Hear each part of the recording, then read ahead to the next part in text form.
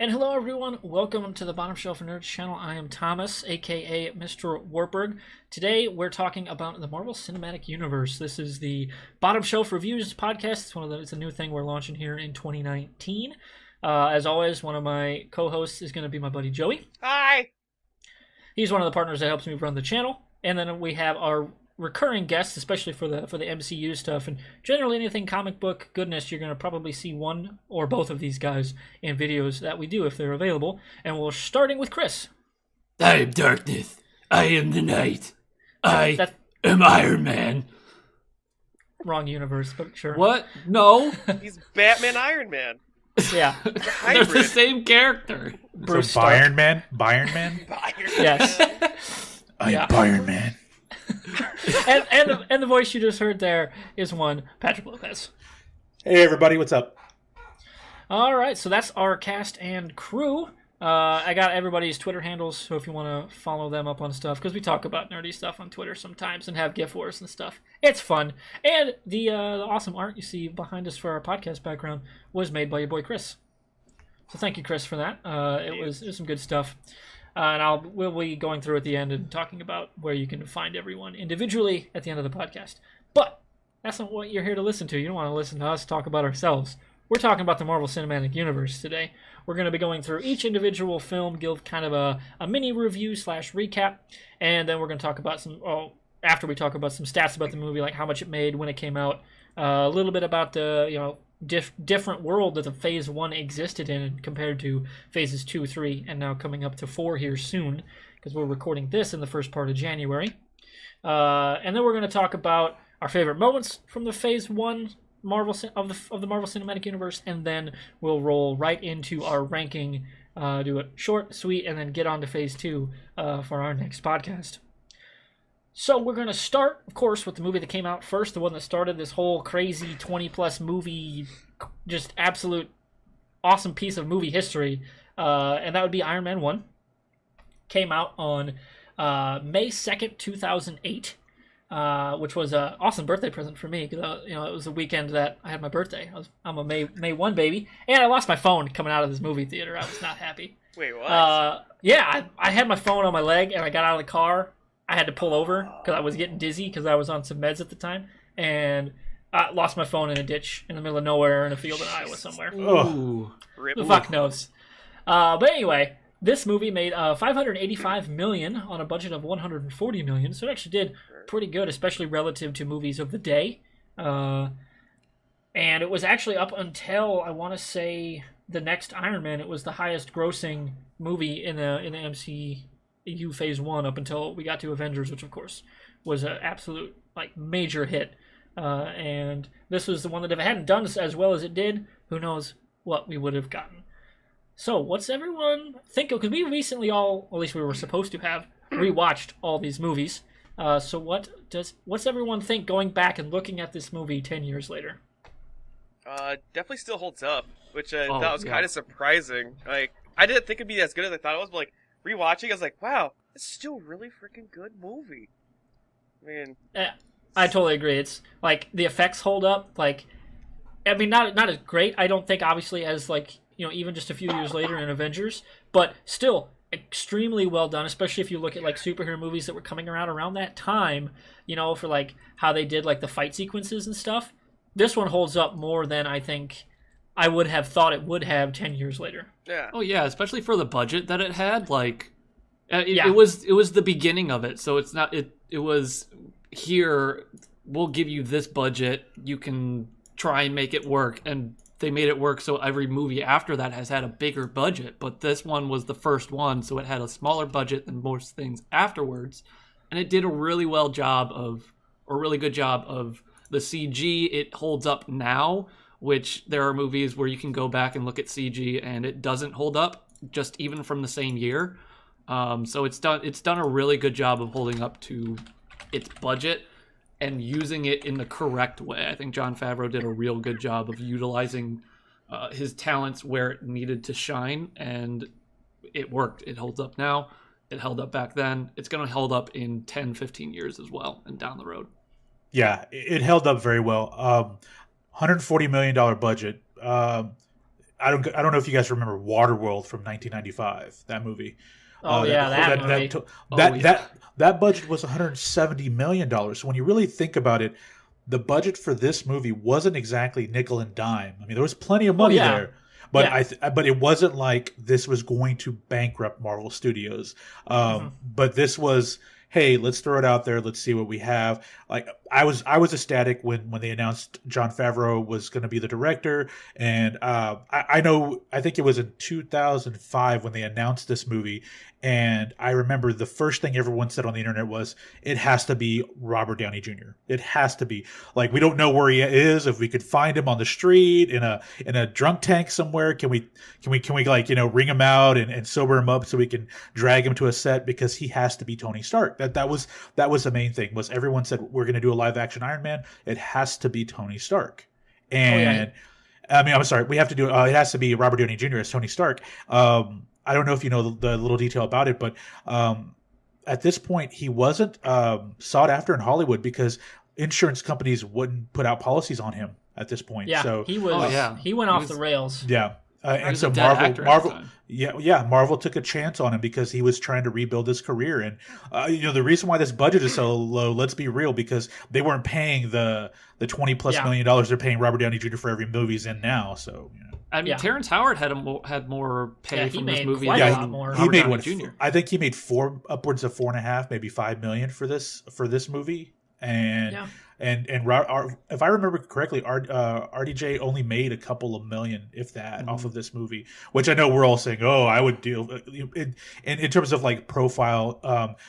Terrence Howard was coming off of his Oscar-winning role in Hustle and Flow, so he was the bigger build actor in this movie. But of course, he was replaced by Don Cheadle, which is kind of hilarious. But it holds up very well. Soundtrack is unbelievable. The score is great. I love that score. In terms of Wadi, exactly, he did Pacific Rim, Game of Thrones, Westworld, all these, and even like even if you go on broadcast television, stuff like Person of Interest. He's awesome, and this score was amazing. I'm kind of sad that they went away from it a little bit in the later movies, but goddamn, is it just scream like just awesome metalness? It's so good. I mean, it fit the character so well. I mean, they started the movie with ACD's Back in Black, which you can just say, oh, that's an awesome way to start a movie, but that was them saying, look at this, Robert Downey Jr.'s back. That's kind of a way that they were saying that, but also like, that it's a rock. This guy's all into rock and all that kind of stuff. And then they built the score around that. They used rock elements to the score, and they brought it to life in a way, in an audible way. And like you can feel that this movie is rock and roll through the entire movie. Agreed. Yeah, that it really adds so much to the movie because like Robert Downey Jr. kills it. Obviously, Gwyneth Paltrow as Pepper Potts. She doesn't have a ton to do, but like that, his whole world is pretty small actually in terms of like the cast and everything. But everyone I think does an awesome job, and it's fun listening now, having watched all these movies, to Jarvis just be Jarvis and not other things down the road that have yet to come. And that's he had added at then such a unique kind of like almost kind of commentary on top of everything, as opposed to like Tony's later AI stuff. Paul Bettany was awesome, and if I remember right, he just like he didn't think he would ever be asked to do it again. He's just like, I'm just gonna roll in and do it, and it turned into be this like multi-movie thing, and now he's freaking Vision. Yep. But the only mark for me I think against the movie is, and again this is more of a mark in hindsight because at the time there was nothing really super like tropey about it so much, the villain being Obadiah Stane, because like knowing so much about the comics, I really thought the Ten Rings people were going to play a much bigger role in the story, and then it turns out it's Obadiah Stane. And later Marvel kept having more and more problems with similar-ish villains, like showing up like him being Ironmonger, or like Killmonger and stuff, and Black Panther being a mirror image of the hero, and that kind of being Marvel's thing. But this being the first one, it wasn't as on the nose, I think, comparatively. But I mean, what's his name? Oh, the guy who played him. I had Jeff it. Bridges. Jeff Bridges. Yeah, I knew it's a Jeff. I always mix him and another one up. The dude. But it's Jeff Bridges. The dude. Jeff Yeah. Gordon. No, I can't even remember. I think I might be thinking of Jeff Daniels, but that's a totally different thing.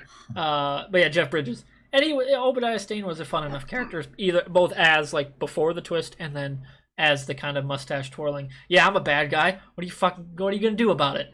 I kind of enjoyed that twist in how he portrayed the character. I liken it a lot to, and I throw these out there with like political discussion, but I liken it to like the way they storytell in professional wrestling. How you always have this semi-good guy and a guy that you don't know is going to be bad that's perceived as good, which is what we thought of Stain in the very beginning, and then along the way you find out, nope, here's what they call a heel turn. He's the bad guy, and he's been the bad guy all along. And in that process, you get a redemptive story with Tony Stark. The guy that he wasn't a bad person, but he wasn't good, if that makes sense.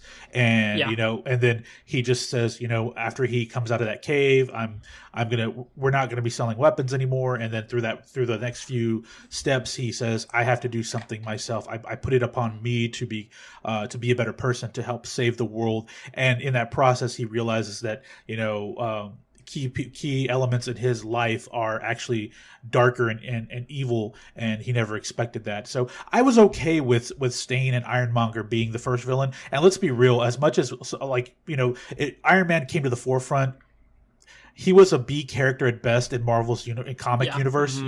He was a supporting character. I mean, he had his own title, yes, and all that, but he wasn't a major pusher compared to like a Spider-Man or even a Hulk in comic sales, or the X-Men. So when he came out, it was a relatable superhero. Okay, great, let's do that. And the gallery of villains, they're not so great in the Iron Man comic realm. So no, he really doesn't have many great outside villains. of the 10 rings. There's not a whole lot in the Mandarin. Not a whole lot. And that's why I think the villain twist worked a little better for me, because I really was expecting the 10 rings to just come in and oh shit, they're doing the 10 rings. Holy shit, this is gonna be amazing. Right. And then they did a hard left turn, and it caught me off guard the first time I watched it, and it played really well, at least in theater for me. Obviously, I've watched it a bajillion times since, so you see it coming. But I especially love a little nod, the video at the beginning when they're speaking in, what is it, Farsi or Arabic or whatever they're speaking. It actually just says the plot, like it really is a translation that they use later in the movie. Yep. Which I thought was a neat nod. Or if you could speak that language, you were spoiled in the first 4 minutes of the movie. Right. But it was like in The Thing, the John Carpenter's The Thing.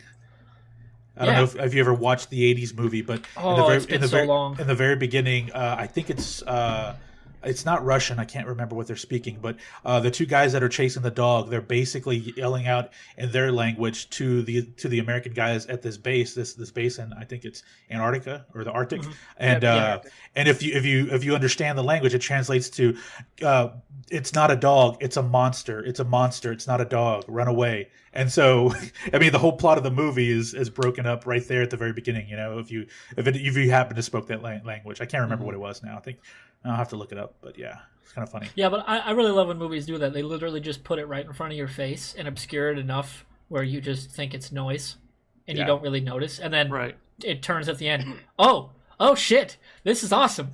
I love when movies can do that. And speaking of like moments like that, of course we have to talk about the end credit scene in this movie.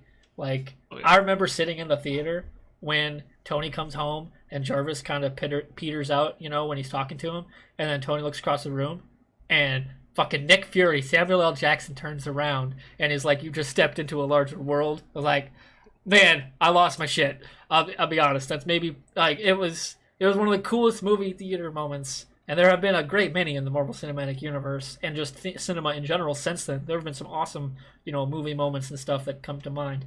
But that one's definitely still in my top 5 ultimate theater experiences when Samuel L. Jackson turns around and he's Nick fucking Fury and talks about the Avengers Initiative. I completely lost it in that moment. Yeah. But I think something, you were talking about this earlier about how, like, you as a comic fan were like, oh, this is going to be the 10 rings type of thing, and then it just ends up being Ironmonger. I think that's something that, I mean, we're going to go down the line later on, but Marvel does so well of misleading people. Yeah.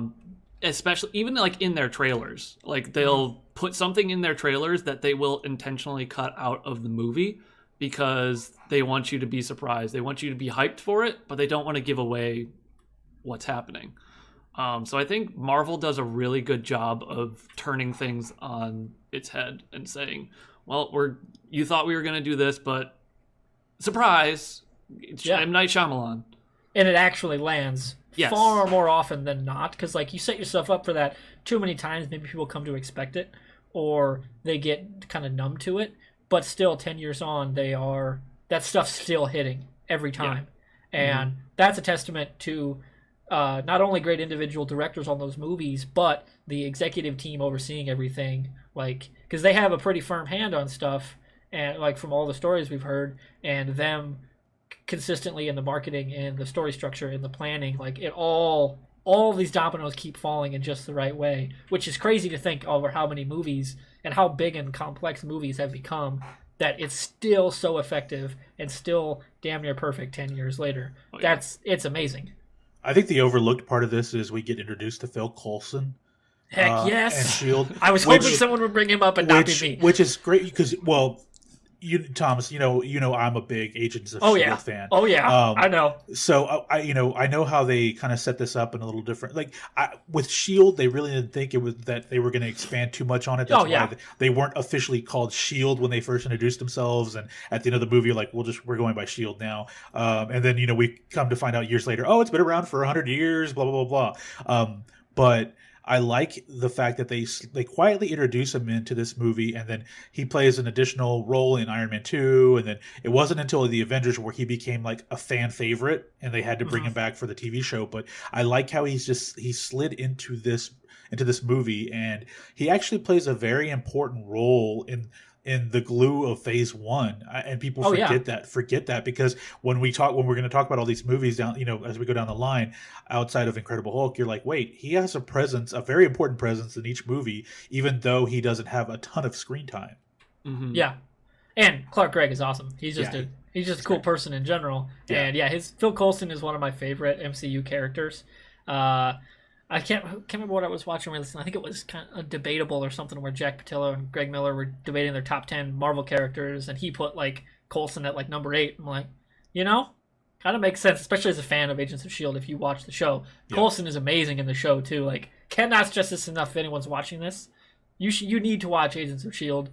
Like, push through season 1 up until Winter Soldier, and then it becomes this standout, holy shit, this is what it should have been from the beginning. It's fucking amazing kind of show. And I love it. Outside of X-23, he's one of the few characters that was moved over from another property into the comic book realm. It's in the 616 universe. Yeah, so he's one of the few that's crossed in. Yeah, he started off in Iron Man, and then he was so popular that they added him into the comic book realm. Yeah, he's kind of like the MCU's version of like a Harley Quinn. Yeah. Or the new version of Mr. Freeze, because it was totally different before the 90s. Yep. But it's cool to see popular stuff like that percolate across different types of media, whether that be movies, TV, comic books, and into even in some rare. Okay, I'm just moving on here. I had a point there, but I'm gonna skip it. I think we've been doing this one for about 10 minutes. Okay. And we got 6 movies to go through. So overall, Iron Man 1, really good movie. Set the mold for the MCU. And actually made a pretty good amount of money, which is why this train could keep going into even just literally a month and a half later, Incredible Hulk, this time, whereas Iron Man 1 was a Paramount movie, because the first, 5 of the first 6 were actually distributed by Paramount. They signed a deal in 2005 when Marvel Studios was created, and they were the sole distributor of the movie, with Universal holding on to the Hulk rights from a reworked deal in 2006, which is actually the reason we don't have a further Hulk movie, is that they don't want to give Marvel a better split than what they were going to get already from that deal. So Marvel's just like, fuck it, we're not going to do another Hulk movie. Or we'll work him into other properties like Thor Ragnarok and the Avengers and everything. Mm-hmm. Yeah, so that was the exclusion of that deal, was he can. Yeah. They own the rights to a solo film, but ensemble properties he can be in. Yep. And maybe for the best if Universal is going to have as much creative control over a next sequel if they ever get one. This movie released on, like I said, it was just a month and a half after the first Iron Man. June 13th, also in the summer of 2008, or actually late spring 2008. it grossed only 263 million on a budget of 150 million. So, and I kind of remember because of those numbers, people were like, "Well, Iron Man did good, but like Hulk really didn't. Like, it didn't make its budget back in domestic, which." It's U.S. comics. This is where it should do the best. And I remember a few articles being like, all right, are we sure this thing's on such solid footing? And, I think not wrongly to think that at the time, looking back, yeah, of course, it'd be crazy to think that the MCU would have been, this was more or less just a speed bump then, but still, like, it was a big drop from something that just came out a month and a half later. With the Marvel logo, it was a big drop in gross, like what it did at the box office, which was kind of shocking to me. I just forgot how little it actually made in comparison to the other movies. Because I think this and Thor were the only ones that didn't cross 500 million, I'm pretty sure.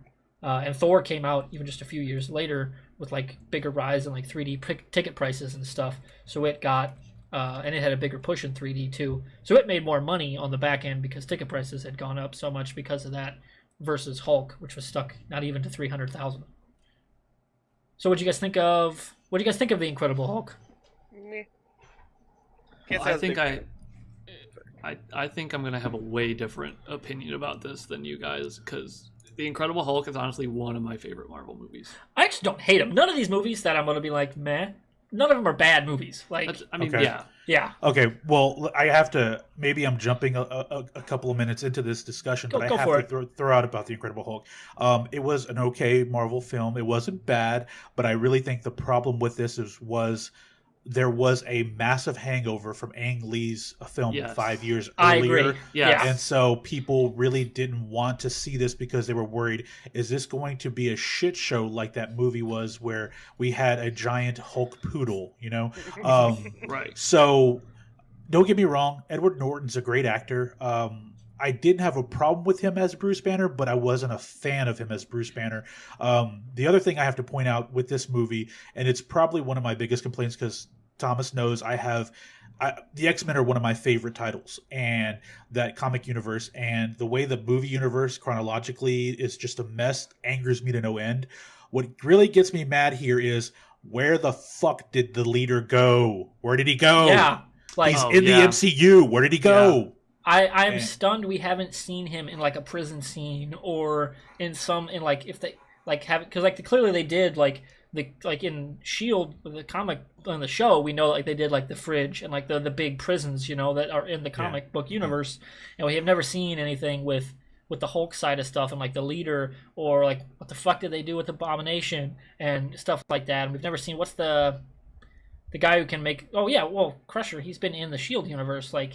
And he's technically usually a Hulk villain, at least from the incarnations that I've seen and read. And we've never really seen much about that. And I think they're leaving stuff on the table there myself. But in a one shot, they talked about the Abomination being in the fridge. Yeah. And bring he was originally going to be the one they brought up as the muscle for the Avengers Initiative. That was the whole story they did in that Marvel one shot about it, where I think it's Sitwell and Coulson or Maria Hill. I can't remember who it was. So the Abomination, they've kind of they've said, okay, he's out there. Okay, great. He's tied in, so that ties this movie in.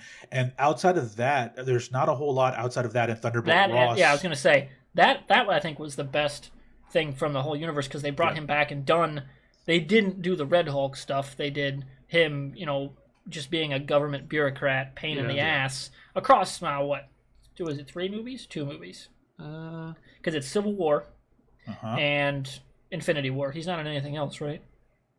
I don't think so. No, that's it. Yeah, I'm pretty sure that's it. I can't remember. I was actually very pleased in Hulk. He was in Hulk, and you didn't hear from him until Infinity War. Yeah, right. I was very happy when he showed up as the Secretary of Defense? Yep. Which makes total sense is given is he SACDEF or State?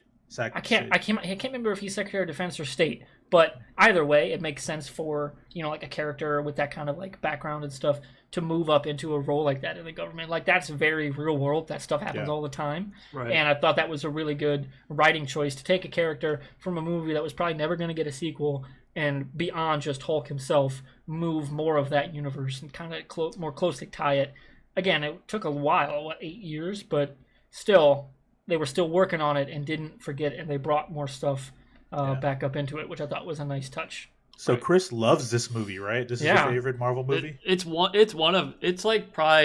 definitely top 10 for Marvel movies. All right, knowing his thoughts on Ragnarok, I'm taking this with a massive grain of salt. But it doesn't hurt that before even the Hulk movie came out, like I'm not super into comics or anything. Like I know Marvel from the movies, and I know from the Ultimate Alliance video games.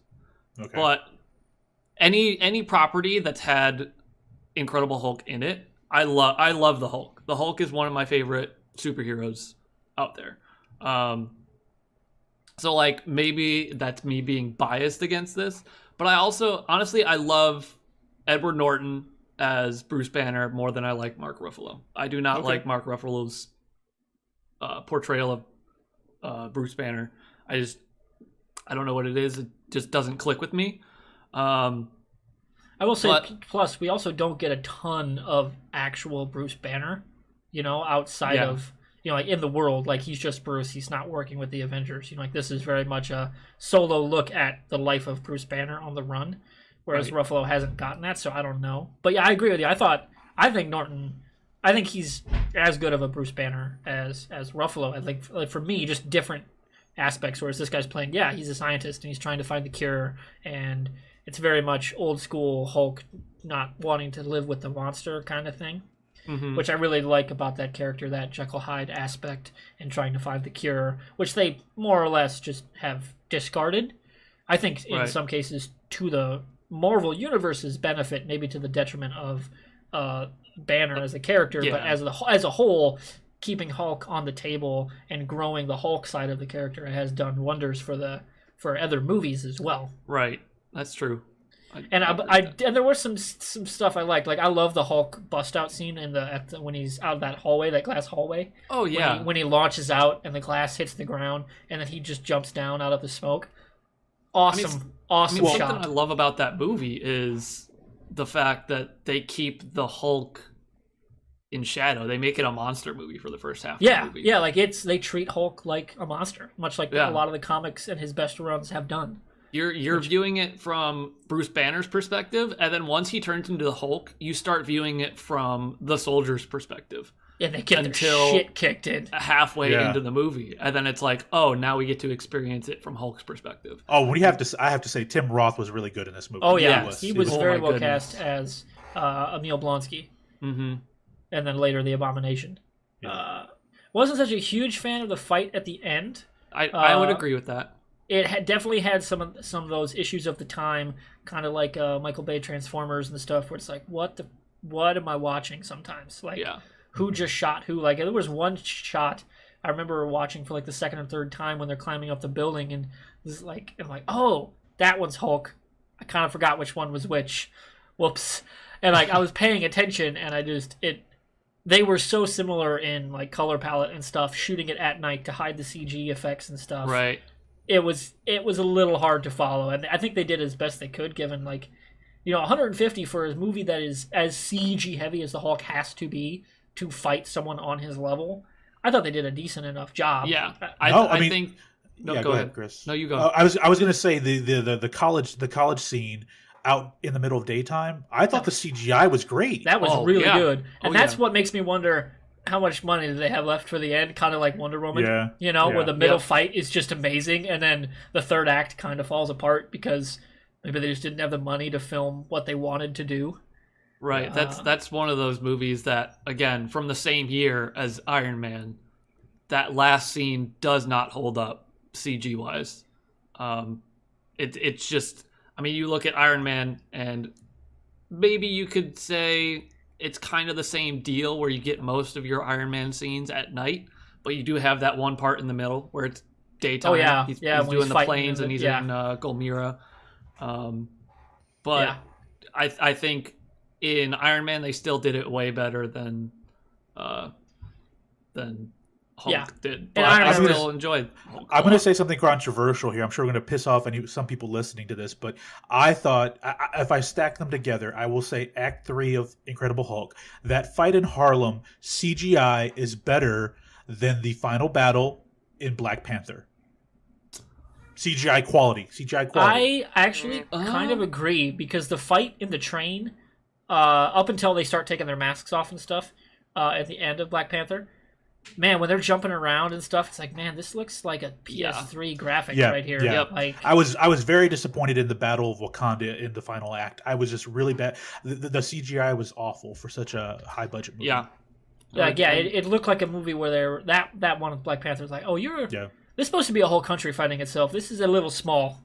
Yeah. And I would say we'll get to that one, but I'll say Harlem, the Battle of Harlem isn't as bad as, I mean, it doesn't hold up, no, but was it awful in the grand scheme of all of the battles we've seen CGI wise? No, there's some really bad ones. For its time, it was good. Yeah. Black Panther, for its time, was not good. That exactly. CGI. Yep. Yeah, that makes it play. Like, I was actually listening to the RT podcast, and they were going back and like, yeah, you remember going back and go rewatch like Matrix Reloaded or whatever, when they have that CGI fight where he's fighting all the Smiths. That looks like dog shit. It looks so bad. This one doesn't look like, it isn't offensive when you look at it. You're like going, it's not Dwayne Johnson in The Mummy, as Scorpion King. It's not nowhere near that. It's just not up to the level that we will see coming forward in like third act fights and stuff. It was still okay. But you look at that middle scene where he's fighting on the campus, and there's that one part where they do the like sonic wave cannons. That's awesome. And it actually ripples his muscle and his skin, and that's just like, they had to probably put so much effort into that because it looks very well done. Yeah, it looks fantastic, and I love the little nods that they threw in. That's the kind of stuff that makes me wonder, were those bolted on after they realized they were really going to fucking do this Phase 1 thing with like the SHIELD logos when they're showing the transitions between like scenes and stuff, and like the Stark logo on those cannons? Like how much of that was in play when they were writing the movie, and how much was after the fact? They were like, oh, Iron Man? All right, it looks fucking amazing. Let's lean into this hard. And especially the end credit scene too.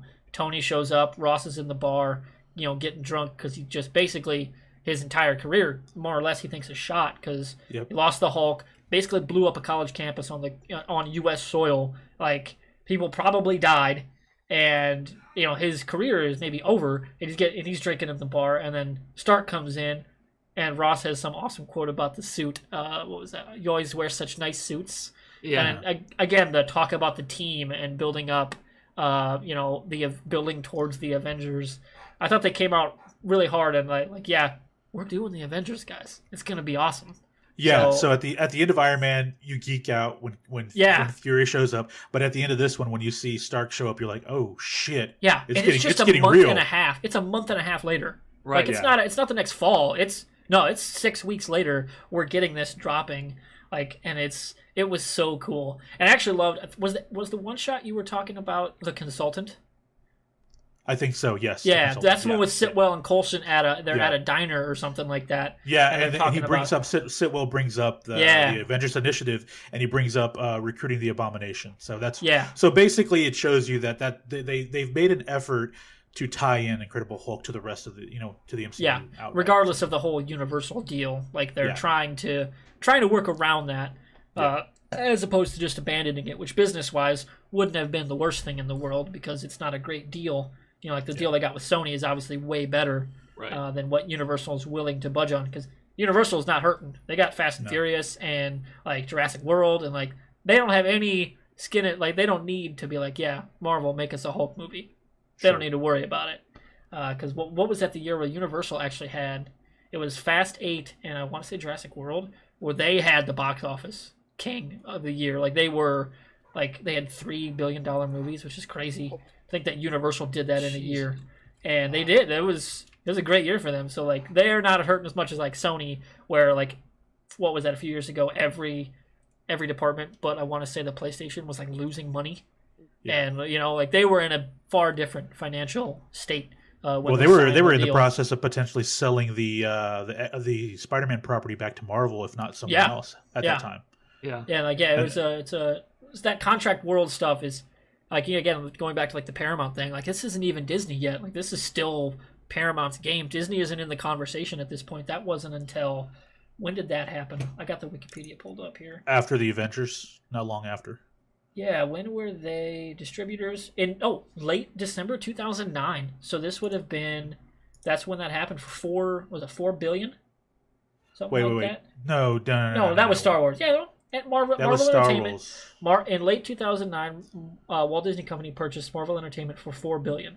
Oh, I'm sorry. Yeah, you're right, because it was Star Wars that came later. You're right. Yeah. And then a year later, they purchased the rights to distribute the Avengers and Iron Man 3, but for Avengers 1, the Paramount logo would remain on the films. Everything else would then change to show Disney after Avengers. So it's a whole different world than what we have today, where Disney just kind of runs everything, even more than they did back then, which is crazy to think about, because that would have been what they wouldn't have even probably would they have wrapped? They would have wrapped principal on Iron Man 2 by then, because that came out in May 2010, and that deal with Disney was in December 2009. So they would have been done with Iron Man 2, maybe Thor, but Cap would have still been probably in late pre-production, because that was 2011. This was all still really nebulous as everything was kind of coming together all in the right ways at the right time to lead to the Avengers, which is weird to think about it not being such a monolith, thing as it is today. And speaking of Iron Man 2, that's our next movie. That's the third movie in the Marvel Cinematic Universe. That released in May 7th, 2010. It grossed $623 million, or almost $624, on a budget of $200. So it was the first Marvel movie to cross the $200 million budget threshold. And it would actually be that same one until Avengers came in at $220. And it about $50 million more, about $45 million more than Iron Man 1. And again, up until Avengers, it was the highest grossing movie in Phase 1. So, for me, Iron Man 2 has definitely got some issues, even more with the villain than what I mentioned in Iron Man 1. It being Whiplash, I think. Is that his villain name? Yes. And I had some issues with the casting, with like Mickey Rourke and stuff, doing a Russian guy. Like, I had some issues with his accent and why they chose to portray it the way they did. But I liked them tying it into the Stark family mythos with Ivan Vanko and Howard Stark working together on the original arc reactor, which was such a big part of the first movie. And then we find out, he was actually a Russian spy, and then his dad, got rid of him and basically deleted all the evidence that someone helped him on this project. And it wrecked this guy's life, and this kid, Whiplash, being brought up in that, hatred and, vitriol from his dad in Russia. It was interesting, but I wasn't a huge fan of the Mickey Rourke casting. He got accused of being a Russian spy. He just wanted to sell the stuff to make money. Yeah, that's why he got right. He discredited him. Yeah, he discredited him as a Russian spy. Yeah, that's what they to get him deported. They discredited him as a Russian spy, but he was trying to sell the arc reactor technology to criminals, to weapons companies, and under the table for black market weapon distribution. Yeah, that makes sense. So, what do you guys think of Iron Man 2? I'm gonna say, sure, Mickey Rourke might have been a bad casting. Sam Rockwell was not. That was fantastic casting. I so want Justin Hammer to come back. Sam Rockwell needs to be in more movies. He is the redeeming part of that movie. He's so good. Oh, so good. Such a smarmy asshole in the best way. Like when he's doing that little dance at the Stark Expo, and they take the get that out of here when he's talking to people that take the podium. I'm like, yes, so I love this. That's such a great scene with him when he comes in with all the show and everything, and then underneath he's just an asshole. Like, I love it. My take on it is, go ahead, Chris. I was just gonna say more casting stuff. Don Cheadle comes in as Rhodes. Hell yeah. And literally the first thing that he says in the movie, I'm pretty sure, is, "It's me, I'm here, just deal with it." And then they walk into the courtroom, and it's just that's Don Cheadle saying, "I'm Rhodes now, deal with it. Let's just move on with the movie, please." Yeah. And I thought it was perfectly done. We also get the introduction of Black Widow. Oh, yeah. Natasha Romanoff, great. for me, the movie was okay. My biggest thing is I could really see what the problems with this movie. Jon Favreau was overwhelmed with the success of Iron Man, realized that he was going to be a staple in the MCU going forward, and I think this movie was just too much pressure put on him to have a solid follow up to Iron Man 1 and to kick off this whole campaign of we're going to have dozens of movies and team ups and all this. And once Marvel Studios was, I'm sure at this point we don't know it yet, but I'm sure Marvel kicked the tires of taking over, like doing the whole we're going to shoot and distribute these films ourselves. Like Marvel Studios was going to completely take over at some point, and there were workings behind the scenes, and I'm sure Favreau was overwhelmed by it because you could really tell that this had issues with direction and great actors really kept it together, and it sucks because Favreau is a really good director, but I think he was a little overwhelmed in this film. Honestly. Yeah, because there was like I mentioned the previous point about like the contracts and stuff, like there was a lot swirling around Marvel at the time where it was like, is Paramount going to re-up? Is Disney coming in? Like major amounts of money being thrown around. It's like who's going to do what? And like that's a hard environment to make a movie in where how long do you want to be attached to this as a director? Like do you want to be stuck doing this for 10 years? Right. And it's that can't be easy, especially he's in the movie too. So I remember reading a few things that the relationship with Downey and Favreau was kind of strained after this movie. I think there was some not animosity, but I think Robert Downey Jr. was very frustrated with the way the movie was directed, and so that's where Marvel said, okay, well, we're going to go in a different route with Shane Black for the third film. But I think had Favreau jumped into the MCU at the time, like in the middle of this whole thing, like the Russo brothers did, you probably would have seen Favreau on more movies. Mm-hmm. I just think he's more of he likes his indie and art style films as well as some of the classics like the Jungle Book and so forth. I think he didn't realize he was like and Elf, of course. He's like, holy shit, I'm suddenly Mr. Action Director, and I think that was just. It was translated into this film, and it sucks because had a few tweaks been made, this could have been a really good movie. It could have. I agree. Like the bones are there, and to that point, like Iron Man 2 is a lot bigger of a movie. Like the settings across like New York and DC, and like all like so many other just in terms of cast and extras and stuff. It's like they have a lot going on. But yeah, I had some more issues with it. Plus, my favorite thing is we got actually a full scene with Nick Fury. I'm the realest person you're ever going to meet. Like, sir, I'm going to need you to exit the donut. Great line. Love that scene. It's just such a great world building scene between him and then of course you're finding out, oh, this Black Widow. Yeah. Here we go. Yeah. That's the real introduction to her being Black Widow. So. Yeah. So Joy, what do you think about Iron Man 2? It's good. I actually did enjoy it. The Russian guy. Oh, no, I totally forget his name. Mickey Rourke. Mickey Rourke. I actually did pretty good. The introduction of Black Widow is really awesome, and then War Machine, yep. War Machine? Yeah. Thought that was good too. I did enjoy the movie. Oh yeah, it's not a bad movie. Like again, like I said earlier, none of these movies between this and Hulk, I don't think they're bad movies. Like there's great parts in them, all around, probably, average to above average movies for me in terms of like my own individual scale, but definitely not bad. Like, none of them are Batman versus Superman. Well, So like that there's a bar, and these guys are the bottom of the bar, but the bar is still pretty freaking high. So let's not go crazy on like we're not being overly negative, but it's just they aren't quite as good, I think, as the ones that would come after. Compared to the other Marvel movies, they're the bottom of the bar. Which is it's a pretty hard thing to be compared to the top tier Marvel movies. Yes. Not many movies hold up to that. To be fair, in Phase 2 and Phase 3, we get introduced to some really talented directors, like very good directors. Yeah. Oh yeah, they go hard in getting awesome people to come in and do these movies. Oh yeah. All right, so that's more or less what we've got on. Oh, doggos are barking. Sorry. It's totally fine.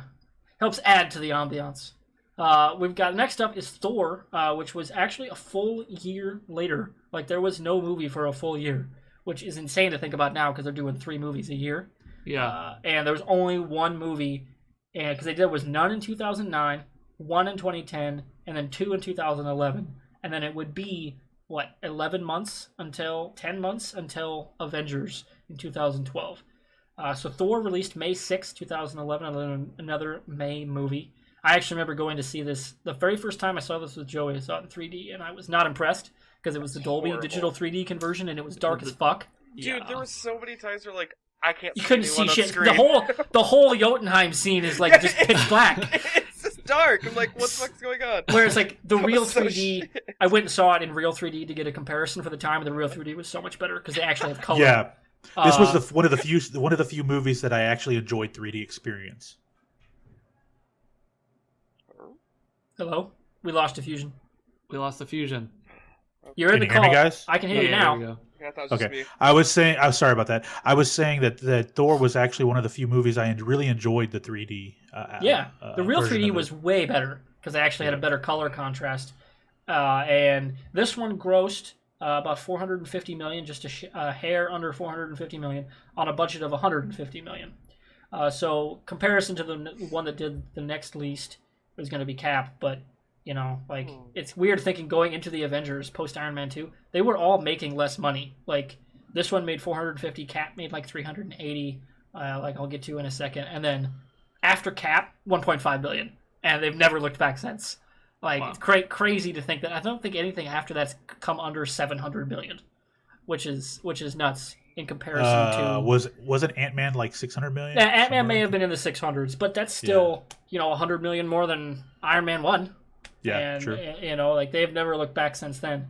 This one, Thor for me, Thor and Incredible Hulk, I think for me have a similar issue in that, man, the end's just kind of meh. Like yes, especially because Thor is it's not quite as abrupt as Hulk, but like how they choose to end it with him going back and destroying the bridge and everything, and then it's just done, and they just kind of leave it there. And then, of course, we see him again in the Avengers. But I really liked their introduction of Loki. Tom Hiddleston is fantastic, and he was almost Thor until Chris Hemsworth auditioned for the role. I rewatched this with Rooster Teeth Iowa a few weeks ago, and they were like, "Man, his eyebrows are fucking weird because they bleed." Yeah. Shit. And then in the Avengers, it's like Joss Whedon was like, "No, get that fucking shit out of here. We ain't doing that." And he looked like an 80s wrestler with the bleached eyebrows and the really bleached and fluffed up hair. It was a weird look compared to what we now get in Avengers, Thor 2, and like all the other movies that have come since. Right. And it's a stark difference, like going back and rewatching it at the time. Obviously Chris Hemsworth himself, beyond the look, Hemsworth is awesome. Doesn't have a lot to do really for dialogue or jokes or anything in this movie because it's all kind of written around him but not quite for him, if that makes sense. Like he's the main character, but like the supporting characters and stuff are getting better, like dialogue and stuff, but he has the through line of his redemptive, becoming a better hero arc, which is a cool arc. I really like that. Like kind of like your Iron Man 1 where it's learning how to be a hero, be the good guy instead of arrogant asshole, because it's a stark difference between the very beginning of the movie and the end. He's a totally different character, and they really do a good job of selling him realizing, oh man, I was an asshole. My bad. Yeah, the differences between this movie, I think, and the other ones that we've seen so far are this one doesn't really have a villain until the end. This is more of a man versus self scenario, whereas all the other ones have been man versus man or something like that. Like, and that's honestly like that's why I actually like the first Thor a lot, is because I like that man versus man, like man versus self, type of dynamic. So I liked to see character growth, and I think it was weird to have Kenneth Branagh directing this movie because he's a Shakespeare guy. Yeah. But I feel like that's part of what that movie is it's not about the action, it's not about the villain so much, it's about like the life of the character and going through and trying to find themselves. And I feel like he brought that to life well. Oh yeah. His incarnation of Asgard is fantastic. Oh, I loved it. Beautiful. It was so cool. And the score, his like kind of royal score, like his theme. Oh, yeah. Really good. Mm-hmm. I really couple of things about this. I thought the casting was great. Rene Russo, Anthony Hopkins. Tom I forgot Rene Russo was his mom until I watched Thor 2 last night. Dallas, Texas's own Jamie Alexander, Idris Elba. I mean, such great casting, man. Even the guys that I don't want to name them all off, but the guys that they cast for the Warriors 3. I mean, they were great. One dude, great casting. He is 30 years younger. KROS. It's insane. Yeah. What's his name? Yeah. It's Josh something. He looks dead ringer for Princess Bride. KROS. Yes. It's insane. Yep. I loved it. Joy, what was your thoughts on the movie? Yeah, go ahead. We haven't got you ahead, yet. Good. I've really not that many complaints with Thor. First movie I did fall asleep though through. I was on the rewatch. Not gonna lie, I did. Was it like I remember when you and I went to watch what was that Hobbit and you fell asleep in the first 5 minutes? That was because of concussion. That's a little different. I don't know what was with me about like. It was a midnight screening and we're 2 rows back from the beginning of it because it was a shit show. I look over and Joey's just. I like how Tom's not worried that you're dying from like hemorrhaging in the brain. No. He's just lazy. The first movie we watched when he had the concussion was Dread, and that's when I found out he had the concussion because he had a fucking bruise right around his eye socket, like perfect ring, and I'm like, to be fair, Dredge gave everyone a concussion. Dread, it was just an awful movie. Wait, you're talking Dread or Dread? I'm talking Dread 3D. Oh, Dread 3D. You better not say that's an awful movie. You can get the fuck out of this podcast. All right, but yeah, another thing for me to talk about is because we brought this. Sorry. The love interest is the one thing I don't know, wasn't too into, I guess. I don't know. That felt rather rushed. Or something, yeah. Yeah. Not super unbelievable because Portman is awesome, but then she's not here. Well, she doesn't like she's not a good fit for the MCU. I mean, she's a great actress, did some great work, but I just don't think she was anyone. You could have casted virtually anyone else for Jane Foster, and it would have been the movie wouldn't have lost any legs. That's the thing when you really think about it. I like you were saying, not a great fit. Like I don't want to put her in the same box as like an Edward Norton, who's got his own issues, creatively, but in being a wanting to have a far bigger presence in the creative process. Portman kind of is the same, especially when we're going to be talking about Thor 2, with how that all happened with Patty Jenkins and the director and all that. And, I don't think wrongly does she want to have more control over movies that she's in. That's, certain actors and actresses can do that. And the Marvel is going to say no to that. Like, they're not going to be about that. And that's, I think, something that they kind of missed the boat on that for this movie.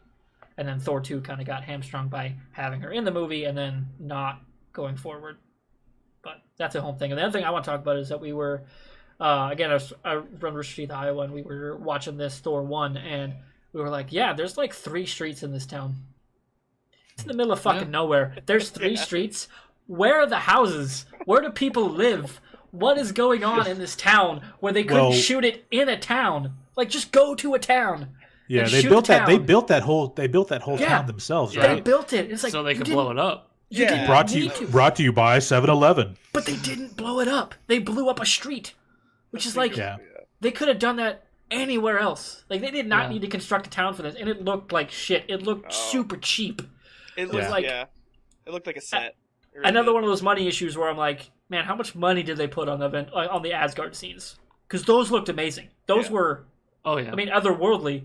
Which was maybe kind of the point. Maybe they wanted that contrast between this awesome Asgardian world and then little tiny Earth town in New Mexico. Maybe they wanted that kind of contrast, or maybe it was we just didn't have the money to shoot on location, or what have you. Because I can't imagine constructing a town in the middle of nowhere is cheap.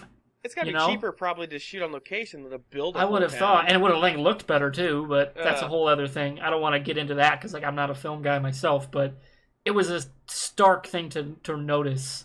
About there's 3 or 4 streets in this town. It supports a gas station, a diner, a pet store, probably got a school, all these things. It's and a science lab, and it can do a whole science lab. And this is as big as the town is. This is weird. Like even for Western towns, which are fairly compact, it's weird. Like the little small towns, small towns are really compact. Yeah, it's still really tiny. Like Taitaka, where me and Joey are from, 400 people. It's 5 times as big as that. Yeah, crazy. Well, let's be real. Any town in a small town like that, you're going to have a strip club, Probably. It was in the middle of nowhere. There was nothing around. Yeah. a church, True. and a McDonald's. That's it. Yeah. I mean, and I didn't see any of those three in that downtown, so it doesn't classify. Technically, it's not classified as a legitimate town. Sorry. Yeah, it's an old Route 66 pit stop, basically. Yeah. That's the town. Kind of But yeah, like I really enjoyed Thor's interactions with his brother. Like their Yes. final fight with Loki kind of starting to go crazy was really cool, especially setting him up for what we will get in the Avengers. And he was awesome. Anthony Hopkins kind of overdoing it, a little Shakespearean, but kind of the point is that it's this otherworldly thing. And I enjoyed him cast as Odin. That was really cool, especially again actors that like a bigger name. Anthony Hopkins. And they got him to come in and play Odin. I thought that was freaking cool. Right. Yep. But yeah, like the costume design, that Mjolnir felt and was like, oh shit, this is Thor's fucking hammer. And like they really sold, his flight and the lightning powers and everything. I was a big fan of how they showed all that and kind of set the template for how future movies would portray Thor. Which was, at the time we were like, how are they going to adapt Thor? Because it's such a weird story. Kind of the same story of like, how are they going to do like Aquaman or Wonder Woman, where it's like they're not human, they're not of our world, they don't live in it. Are they going to be relatable, and how do we tell their story effectively and make money doing it? Yeah, and I thought they did pretty well. I thought it was they did a decent job of introducing him. It was going to be hard because the average moviegoer, they know who Thor is based off of mythology or just in passing of the comics. They know about the helmet, the hammer, but they don't. Most of them don't know the origins in the comics were that, hey, they're not gods, they are aliens. And so going into this movie, they do a good job of explaining that. And I thought it was a decent introduction. I know for me, I enjoyed it. It's one of my favorite movies besides, Hemsworth's bleach blonde eyebrows, which are just really weird to look at. Frankly, they're mesmerizing, but outside of that, this is actually a really good movie. Yeah, when you go back and watch it, you say, okay, this is actually a pretty darn good movie. This is in phase one. Yeah, I'll give. Be prepared. It's going to be pretty high up there for me. Yeah. Okay. All right. So that's probably our wrap on Thor. So we're moving right along. The second to last movie in phase one is Captain America: The First Avenger, which released in the U.S. I can't believe they missed it by 3 weeks. They missed 4th of July by 3 weeks. Come on. Wow. It was released on July 22nd, 2011. Like, come on, it's Captain fucking America. We can't get a July 4th release for Captain fucking America. Independence Day can do it, but we can't. I call bullshit, Marvel. Especially when freaking UK and stuff gets Captain America before America. I don't like it. Just not a fan. That's true. That's hilarious. But this one grossed $370 million on a budget of $140. So it did a little bit better in comparison to, say, Hulk, which was the least well-performing of the Phase 1 movies. And looking back as movies have come and changed since Cap 1, I keep going back to, man, Wonder Woman is just a damn similar movie, and it still works. Like it's a really good kind of formula, and I love Steve Rogers as a character. It's the same reason I love Superman. Is like, yeah, I'm just doing the right thing because it's the right thing. I love that, and this shows that if DC ever got their shit together, you could sell a character like that because clearly Marvel's already doing it, and Chris Evans is the man. Like he's awesome. He's been awesome Johnny. Storm. Awesome in like The Losers and like Push and like all these other kind of like quasi superhero movies or full on like Fantastic Four. And he's awesome in Captain America. I love it. Tommy Lee Jones, Haley Atwell, the whole like look and feel of their World War II world. Sebastian Stan as Bucky. Neil McDonough as Dum Dum Dugan, their whole Howling Commandos and how they all form together. I'm like, yeah, they all come together super fast and it works, but it feels like those old, like military movies and like, yeah, they just go. They don't need character development. Just get them together and go. Right. I love that. That's how they made it all work. And I was a big fan of this movie, and watching, even going back now, his is one of those other movies where some of the effects don't hold up as much. Like the shield throws and stuff, like the one where he throws it and the flames and everything are going off behind him. Or there's a couple other fights where I'm like, especially the stuff with Red Skull when they're fighting, I'm like, man, this just doesn't look as great as I'd like it to. And it will later on in Cap's movie, his trilogy and the Avengers, but it was just a really, really rock solid origin story that gave us some great supporting characters, in obviously Bucky and then Agent Carter, who would get her own show for a couple years, which was a damn good show. I wish more people had watched it because it was really fucking good. And they were going to tell some cool shit with like Roxxon and the Foundation of S.H.I.E.L.D., and they never got there, which I would have loved to see that world. And they introduce the young Howard Stark, Dominic Cooper, who was fantastic as well, and he showed up in Agent Carter too. And he's awesome. So if we ever get more young Howard Stark stuff, I'd love to see Dominic Cooper come back because he's awesome in this and Preacher too. It's fantastic. Yeah. But yeah, I really enjoyed this movie, and especially the hero's sacrifice at the end. That conversation with him and Peggy, it gets to you. Yeah. Like they sell their relationship really, really well to get that emotional payoff at the end. I was a big fan of this movie. I'm still trying to figure out why did he have to like kaplunk it into the water. I mean, for me, that is one thing they could have maybe done a little bit better on. Maybe they said the bombers weren't on a release timer and he didn't know how to stop it.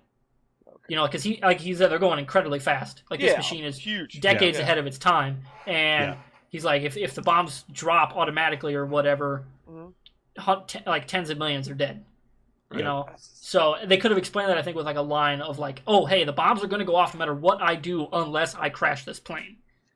Like one line of dialogue maybe or a question would have fixed that, and they didn't put that in.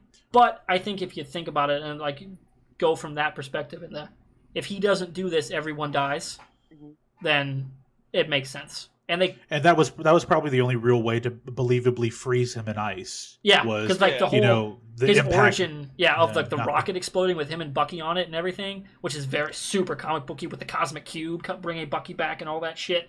Yep, that would never fly, and even now, I don't think it would fly in the MCU. And they're changing up his origin and how Bucky would, his death and all that. I thought they handled it super, super well, translating it to the MCU for future stories too. I thought it was really, really well done. Yep. So, anybody else? What are your thoughts on the last standalone MCU Phase 1 movie? One of my favorites. I'll say it. It's one of my favorites. Quasi-period piece. Great casting. When Chris Evans was cast, I know a lot of people were like, "Isn't he more of a comedic actor? Isn't that the Human Torch?" And man, because this would have been right after he got cast, right after The Losers came out. Yep. Which is one of my very favorite underrated movies. The Losers is great. I completely agree with you. He's fantastic in that movie, and he's definitely a Joker, sarcastic kind of character. Yeah, so to play more of a straight-laced kind of, he's the Superman, Hulk Hogan kind of guy, you're like, okay, the real American, and I totally bought into it. I thought he was great in the movie. I thought him playing straight-laced, and when he was in the small, they did a decent job of the CGI of him being shrunk down, and he was believable. Like he was believable as a guy that was smaller, that had heart, and then when he became post Super Soldier Serum Steve Rogers, he sold that very well, kind of learning his way through. And I mean, he did a really great job. And I think if you really look at him through the MCU and his evolution with the character Captain America, he's actually a really damn good actor, man. I'm not gonna lie. The Winter Soldier, we can, when we talk Phase 2, the Winter Soldier, he was fucking unbelievable in that, man. Just great. Yeah, he is awesome, and he's awesome in this movie. Yeah. So, anybody else got stuff to add? No, it's probably one of my top 10 movies for Marvel. I really enjoyed the hell out of it. Really did. Yeah, I remember our podcast where you had Cap 1 in the top 5, and we did a bottom shelf show last year where we streamed it, and I lost my shit when Joe was like, yeah, it's top 5 for me. And I was like, what? I'm a huge Captain fan, man. I mean, I love Captain America. Like I said, for the same reasons I love Superman, in that, like, he's just doing the right thing for the right thing, and getting everyone else to do that too. Like I love that aspect of his character, which kind of tinges my hate of DC a little bit because it's like Marvel's doing it so much better. Why can't you just get it the fuck right and just do like what's so funny about Truth, Justice, and the American Way? Make that the movie. Come on, and then do instead of super robots, make the Justice League the people that help sell the whole thing. It'd be great, but whatever. That's a whole other topic. Wish DC would come talk to me about their movies. I could fix some shit. All right. As a consultant. Hell yeah. I would be Tony Stark for them. I'd be the consultant. But yeah, another one for me that I want to talk about, Tommy Lee Jones as the General. Yeah. So good. Like the thing where he's talking to Zemo. No, not Zemo. The doctor. What's his name? What is his name? Stanley Tucci. No, not him. The German doctor. When he has him as a prisoner, and he's like talking about the cyanide pill, and he's like, oh yeah. And the last man you cost us was Captain America's best friend, so I wouldn't count Toby on the best of protection. Character. Yeah, I love that whole thing, and that they would. And no, he's in Zola, Dr. Zola, Arnim Zola. That's it. Yep, Arnim Zola. Yep. Their interaction and stuff, and Tommy Lee Jones had some great lines with the, "Oh, I ain't kissing you," when they're driving down the runway. So good. Or when he throws the grenade and then he jumps on him, and then the doctor just looks at him. He's like, he's still skinny though. Yeah, he's just got some great little snide comments that are just so Tommy Lee Jones. Yeah. I'm so glad that they cast him in that role, because I don't know if anyone else would have made me laugh in the theater as hard as I did at the stuff he said in that movie. So good. So good. All right, so that wraps up our into the standalone movies. We're now moving on to the big one, Marvel's The Avengers. I'm gonna cue the theme right there. I'll put a little 5 seconds of the intro or whatever. Wrong one. Wrong one. It's a favorite one of mine. I fucking love that theme. It's so good. I wish they would use it more, and they did in Justice League. When it showed up in Justice League, it was fantastic. So cool.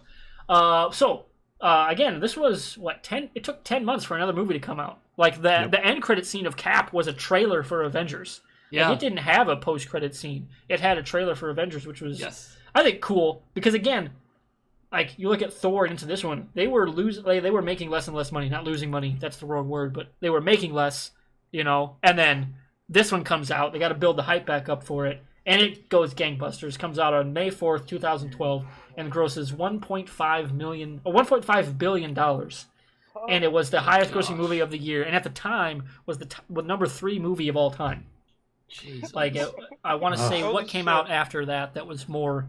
I want to say it was Avatar and Titanic that were 1 and 2, and this was then number 3 at the time. Obviously, I think it has been beaten by a few different movies, but man, this changed the game in terms of how much money this made off a superhero property. It was insane.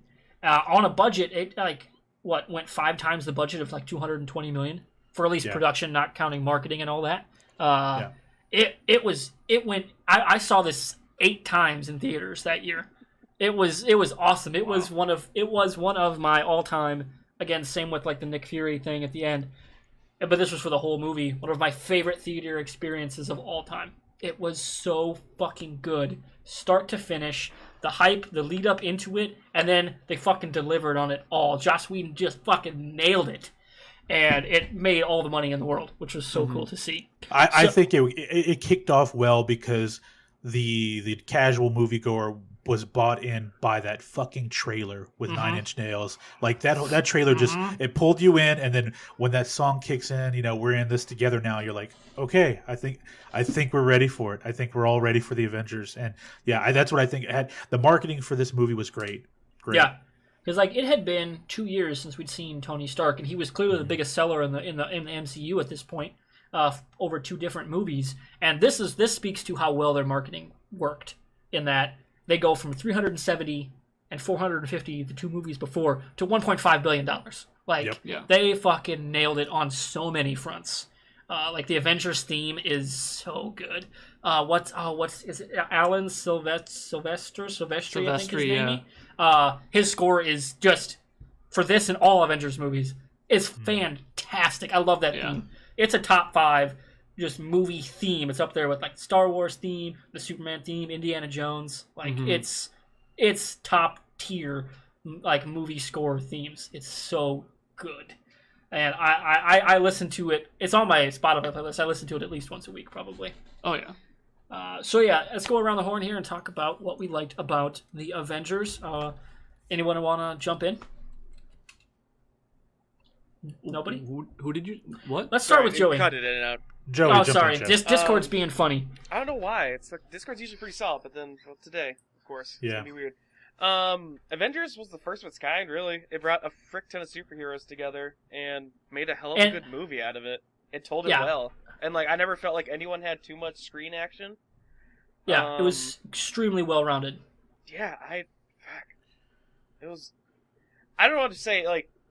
It's tough for me to put into words because So it's very unique for its time when it first came out. I mean, Oh yeah, so many A-list actors in it, freaking all doing well. Shit, good acting. yeah. It was fun. It was very fun. Oh, Anybody very else? fun. Chris? Yeah, I think everybody was like, are they being too ambitious in this venture? Bringing all of these movies that have been solo movies together, and how are they going to balance every single hero, and how are they going to make it so that everybody has their screen time, has their plot driven forward, and all that kind of stuff, and they did it perfectly. And you come into the movie, and there have been Bruce Banner, the Hulk, the actor changed. So they're like, how do we make note of that, but don't make it too obvious type of thing. And the way they did it was they put Black Widow to go actually talk to Bruce Banner, and kind of introduce him as Bruce Banner now. But every single other character, Iron Man, Captain America, Thor, you didn't get like that, this is who this person is moment, because you didn't need it. You had movies beforehand that everybody saw that was like, oh, we know who this person is now. They didn't need to introduce that, but because they brought in the new actor, they introduced him, and it just like, it played out well, and it just made it so like none of the audience was like, hey, I don't know who this is, but they're giving him screen time. They brought it up, they introduced him, and they kind of let him do his own thing and let everybody else do their own thing, and they worked it and meshed it in perfectly with the script and the story, and they didn't really bring up too much of the fact that he was the Hulk or anything until he became the Hulk. And then it was like, if people hadn't gotten it at that point, which you're stupid if you didn't, then it was like, oh, this is who this guy is now. But they worked it in. They worked in Coulson into it, and they brought in Maria Hill as a character, and she's an awesome character. I love seeing her in every single movie that she's in. And we get the World Council powers. Yeah, booth. good old. Yeah, we get the introduction of Gideon Malik in this quietly. Mm-hmm. At the very end, we also get the teaser, which I'm sure Thomas will talk about in a sec. Of course, you guys have hit on some perfect points about this play. Great casting, great story. I think if I remember correctly, when it was when the reviews came out, it was at 99% on Rotten Tomato, and there was that one person who had a negative review because this asshole, she said, I did not like this movie because this movie does not give time for the characters to develop. Really? Like, she's like, I don't know who they are. And then I remember people were tweeting her saying, are you a fucking idiot? Did you not know there's other fucking movies out there with their names on them? Seriously, like, she had to be that guy. That's what it was. Yeah. That's all that was. The consensus was this movie's amazing, and it was amazing. You had everything from the underworkings of Hydra kind of being snuck in. You had Shield in there. You had the everyone comes together, and then at the very end you had the ultimate power play and the Easter egg at the end. Introducing where we're going with this whole thing, which was great. I thought it was wonderful. And something they did that was actually really good was they brought in a villain who we'd already seen. So they didn't have to introduce a villain either. Mm-hmm. It's just Loki is someone that we've seen. They introduced him right at the beginning of the movie, but it's like, oh, we know who he is. He was in Thor. So it doesn't really matter to spend time on the villain. We already know who he is, and we'll just mesh him into the story. Yeah. And to circle back to the point you said, Chris, about like people being too ambitious, and like what Fusion said about the ladies' review, this is one of the first movies where like people were like, oh, you gotta like do homework for this movie, because like you have to watch all these preceding ones to kind of get what's going on.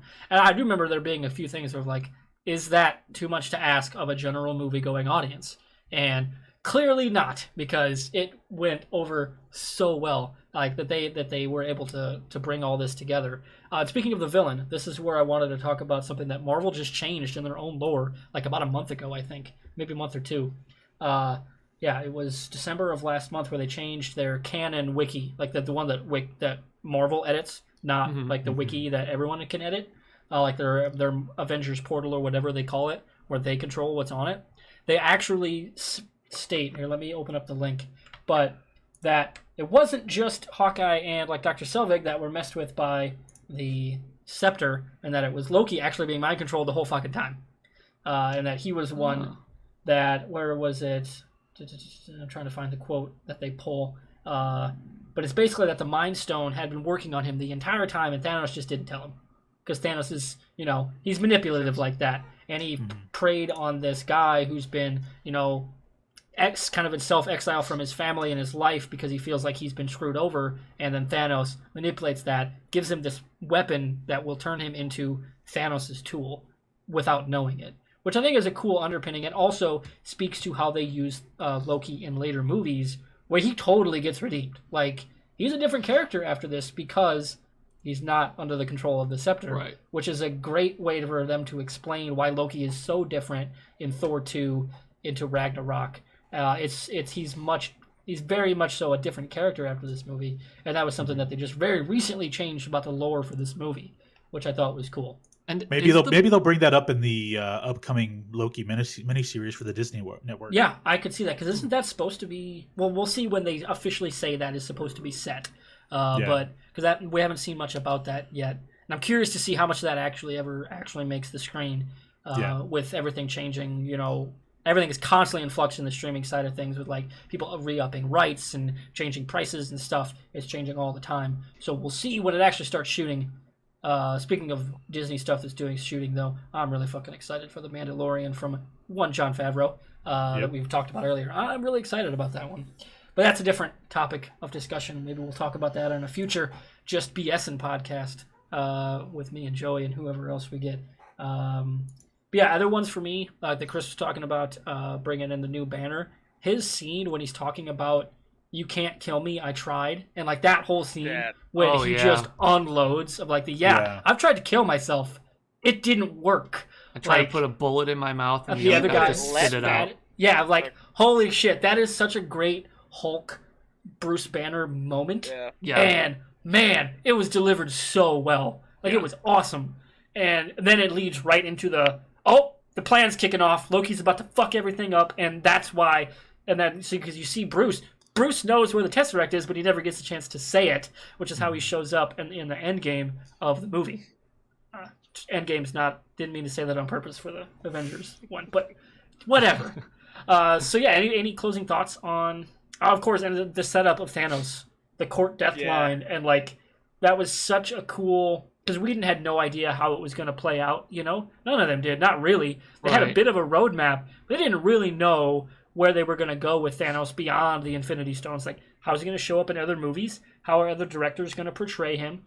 How's he going to be written? Who's going to be cast as him? Because it's not going to be the guy that they got probably for the end thing. They're going to want someone big, a bigger name for, frickin' Thanos, right? Mm-hmm. Yeah, yep. But the way they showed him in that, just give us a taste. So well done. Yeah. It was a great lose your shit, again, much like Fury showing up in Iron Man 1. It was a great way to wrap up Phase 1. And it's like, oh shit, we're doing Thanos.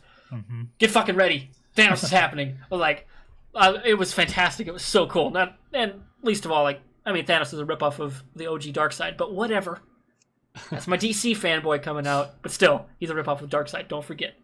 They have such an easy way to bring Deadpool into this universe because of that how to court death line. Because Death that'd is be a character. So great. I mean, here's what I'm saying. Death is a character in Marvel. Which they haven't shown yet. Right. It's not true. Not. She loves Deadpool and Thanos. Like, she's been into both of those people. And if you know about this, Death as a character was brought into the Marvel universe in the comics in a Captain Marvel issue. Yep. So they've got a way to bring in Deadpool. It's not going to happen. But I think it's going to happen with the snap.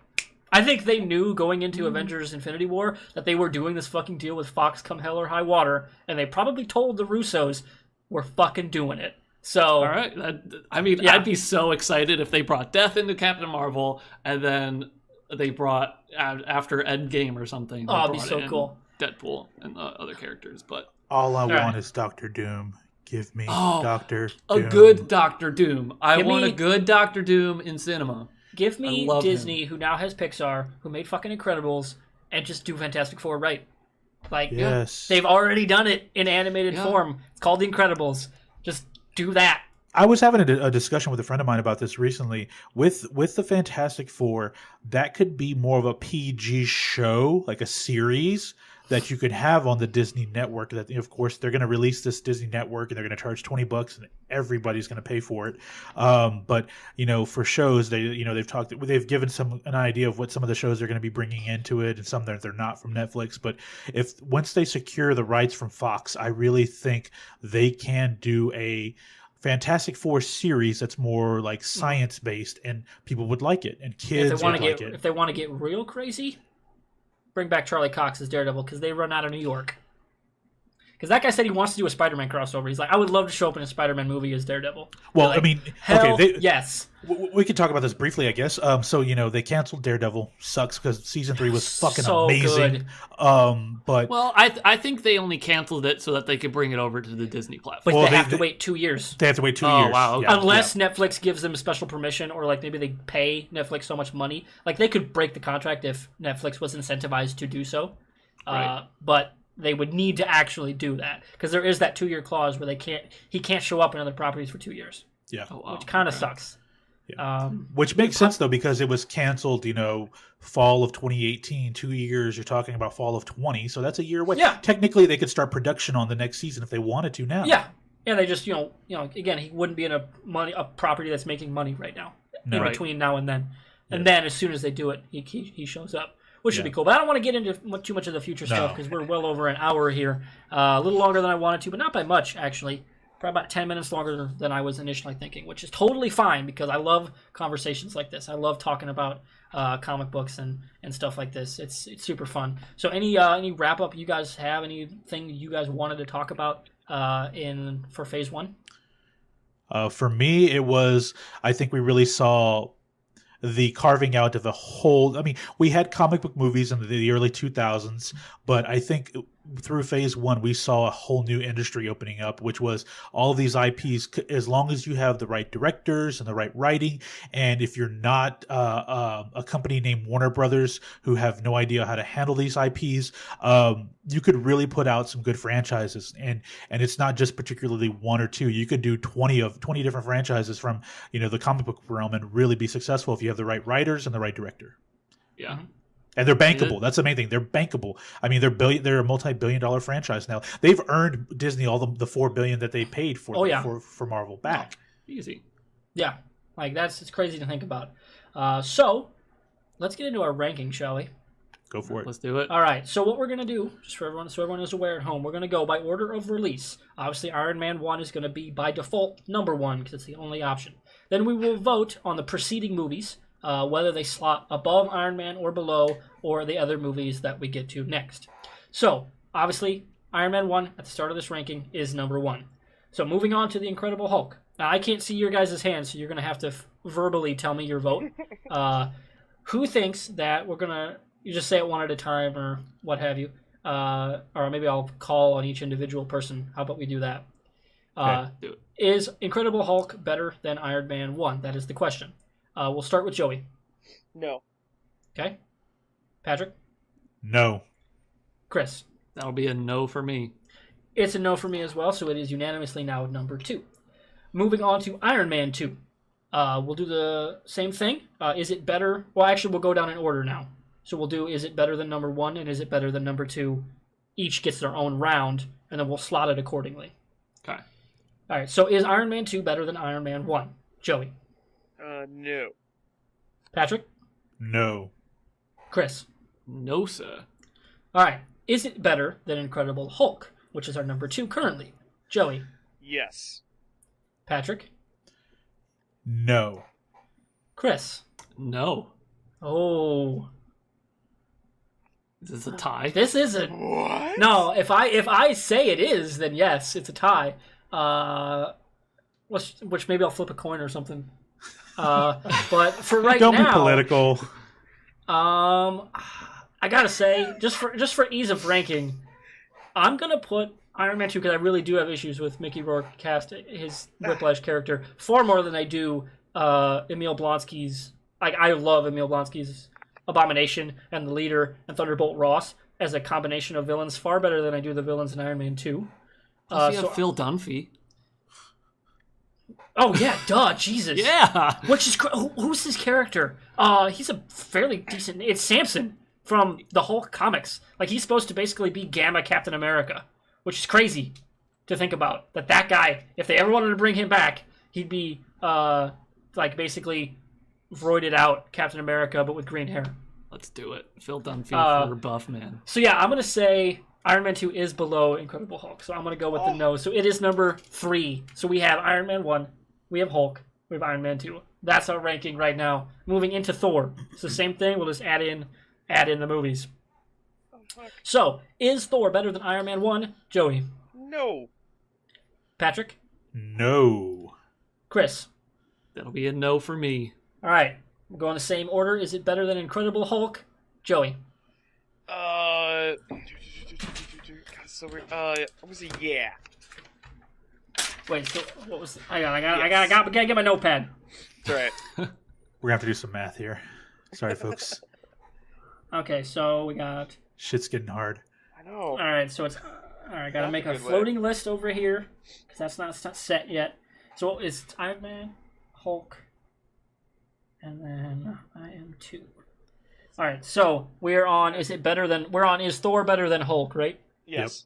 Yep. Okay, so Joey, you are... What was you saying? Yes. It is yes. So Joey is a yes for Thor at number 2. Patrick? Yes, it is. And Chris? No, it is not. Oh. I actually think it is. So that takes Thor to number 2. This is what I was gonna say. Like I have Hulk pretty high on my Marvel list. So but sorry, man. This is a Thorocracy, so you lose. You lose. All right. My only thing is like, so now Thor is number 2, correct? Thor is number 2, so it is Iron Man, Thor, Hulk, Iron Man 2. Okay. But I think that is our collective ranking. Hey, hey, that's your own individual list. This is the group list. This is by vote. Killing me on the inside though. I'm like, it's killing me too. I have like, hey, just like Don Cheadle. We're here. This is it. Fucking deal with it. Joey, in phase 3, we're gonna mess some stuff up with our votes. It's gonna be great. No, not. Yes, we are. Me and Fusion are very in sync, so you gotta deal with that shit. All right. Yep. All right. So we're moving on to Captain America: The First Avenger. Joey, is that better than Iron Man? Iron Man 1 specifically. I know. I kind of kept. No. Okay, Patrick. No. Chris. No. It's a no for me as well. So is it better than Thor? Joey. Yes. Okay, Patrick. Yes. Chris. Yes. Then by default, Captain America is our number 2 currently. Uh-huh. So we have Iron Man, Captain America, Thor, Hulk, and Iron Man 2. Mm-hmm. All right, let me write this down before we get to the big kahuna. Now this is the bad boy here. I think I feel like I know what's about to happen here. Yeah, I think so too. All right, so can we just all answer at the same time? Okay, all right, everyone. Right, I'll do a countdown, and then everyone will say your ranking. Be like number whatever. Okay. So be like number wherever you're gonna rank it, whatever you say it. Okay. I'm pretty sure what everyone's gonna say. So I'm gonna go 3, 2, 1. When I'm done saying 1, say your ranking. All right. 3, 2, 1. Number 1. Who said 2? Joey? Just fuck it. You It's number 1. It's easily number 1. Ass. All right, so yeah, it's Avengers. That is our definitive ranking for Phase 1 so far. We're going to build off of this in Phases 2 and 3, which we'll be recording in the preceding months and weeks to come before we get to Endgame. That's right before that's when we're going to wrap this up and record it at the end. So, our definitive ranking at the end of Phase 1 is, of course, Marvel's The Avengers, Iron Man 1, Captain America, the First Avenger, Thor, and then Hulk, and then Iron Man 2. Yep. God, I have a tough time with that. To be fair to Chris on that, Hulk and Thor, it's a close... They're they're neck and neck for me. Those 3 at the bottom, Thor, Hulk, Iron Man 2, any given day, they're going to change, and they're not going to change where they're at in that bottom third for me, but they're interchangeable enough where it's like it's really hard to split hairs there. And that's a really high bar to set as your worst movies. Like, that's crazy that, that's their worst movie. You know, like, they don't have a, oh shit, they're putting together a 3-hour Batman vs. Superman where they blow Death of Superman in 10 minutes. What? That's their worst is freaking Hulk or Thor or Iron Man 2. Like, that's a high bar. I'm not saying it's a bad movie. Yeah. All right. So I think that about wraps it up here for our very first Bottom Shelf Reviews MCU and Review Phase 1. Well, moving on to Phase 2 and 3. And then, of course, we'll have a full-blown Endgame wrap-up and maybe predictions for the rest of Phase 4. Including Spider-Man Homecoming, or Far From Home, which just dropped their trailer because Sony doesn't like to play in Marvel's sandbox too well. But that's a whole other topic. So thank you, everyone, for watching. You can find us at the Twitter links that are below our names on the screen. And, of course, you can find Chris's Twitch stuff, which I'll have scrolling across the bottom, too, who made our awesome artwork that we'll be using for podcasts in the future. Anybody else have any closing thoughts? No? Who's the best looking Avenger? Oh, we didn't say our favorite moments. Joey, thank you.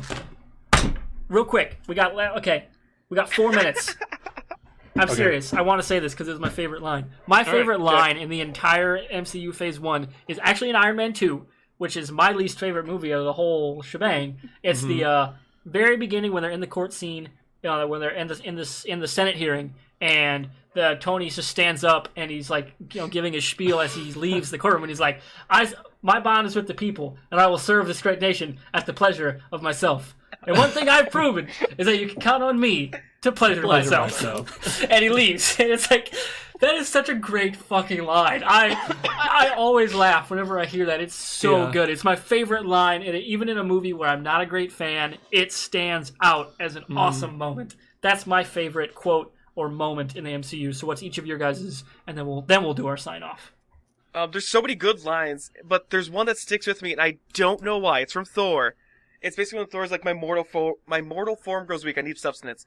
I don't know why. There's so many other good one-liners, but for some reason, that one sticks with me. Don't know why. I completely understand, because you and I used to quote that all the time. Like, that was the quote we pulled from that movie, because I remember going to that movie, and then we went to get food, and we just kept saying it over and over, leaving the theater. I don't know why, it's the one that sticks with me from Phase 1. Yep.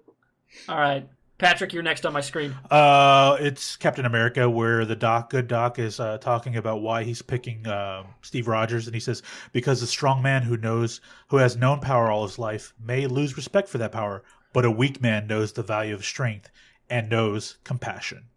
Yeah. That right there, it's quintessential for me, because I didn't realize how big of a role Captain America was going to play in the MCU. Well, I knew, like, in terms of like his importance, but I mean, like, Chris Evans and the character were going to be like fan favorites. Everyone loves Cap now. Everyone loves Cap.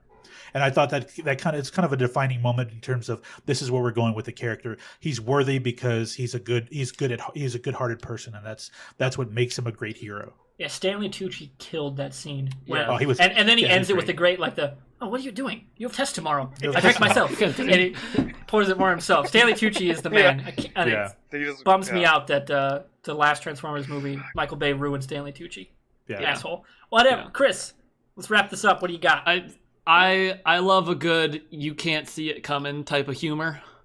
So when Loki is just making his spiel, and then he just gets ripped and slammed around like a freaking just a slinky by the Hulk, and he's just lays there and groans, and he just says, "Puny God." It's such a great moment. That's just one of the best. And the callback to that in Ragnarok is so good. It's so good. I'm just a huge fan of the sport. Great moment. So yeah, that does it here for our Phase 1 wrap up. Like I said, we'll be doing Phase 2 here soon, which hopefully, if I plan this out right, it'll be about a month from today. And then, like I said, we're maybe doing more podcasts called like Just BSing. I've got a few other alternate names we're gonna have to research and workshop some stuff. And I'm very much so looking forward to that. That'll be mostly just Joey and me with recurring guests. But for the MCU, that's gonna be Chris and Patrick for the rest of the train until we get post Endgame, and probably individual wrap-up reviews if they're game for every next Marvel movie that comes out, including the next one, Far From Home. So thanks everyone for watching. We'll see you around. Bye. Bye everybody. See ya.